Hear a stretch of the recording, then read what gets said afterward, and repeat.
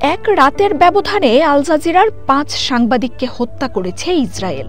গাজার আল শিফা হাসপাতালের বাইরে গণমাধ্যম কর্মীদের জন্য নির্ধারিত জায়গায় ছিলেন তারা।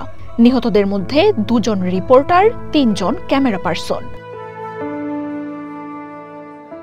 রবিবার আল শিফা হাসপাতালের প্রধান ফটকে গণমাধ্যম কর্মীদের জন্য নির্ধারিত তাঁবুতে ক্ষেপণাস্ত্র হামলা চালায় ইসরায়েল।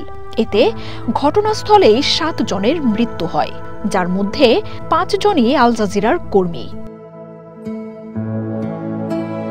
হত্যার দায় স্বীকার করেছে ইসরায়েল, তবে আনাস আল শরীফ নামে নিহত সাংবাদিককে হামাসের সদস্য বলে দাবি করেছে তেল আবিব, যদিও অন্যদের বিষয়ে কোনো মন্তব্য করেনি তারা।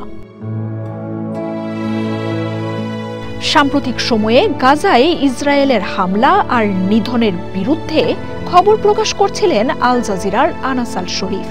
এমনকি মৃত্যুর আগেও বোমা হামলার খবর দিচ্ছিলেন তিনি। গাজায় আন্তর্জাতিক গণমাধ্যম কর্মীদের প্রবেশে কঠোর নিষেধাজ্ঞা রয়েছে ইসরায়েলের, ফলে স্থানীয় সংবাদকর্মীদের উপরই নির্ভর করতে হয়। তাছাড়া ইসরায়েলে আল জাজিরা নিষিদ্ধ।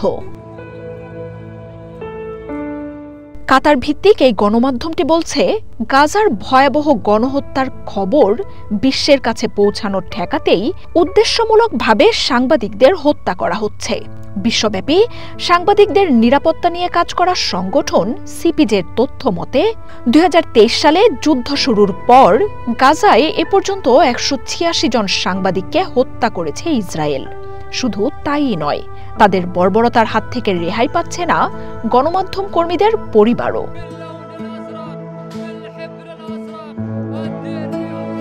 ৫ সাংবাদিককে হত্যার একদিন আগেই ফিলিস্তিনি ফুটবলার সোলেইমান আল উবেইদকে হত্যা করে ইসরায়েল। ত্রাণের অপেক্ষায় থাকা মানুষের উপর নির্বিচারে গুলিতে নিহত হন ফিলিস্তিনের পেলে খ্যাত এই ফুটবলার। মার্জিয়া উপমা, ওয়ান নিউজ।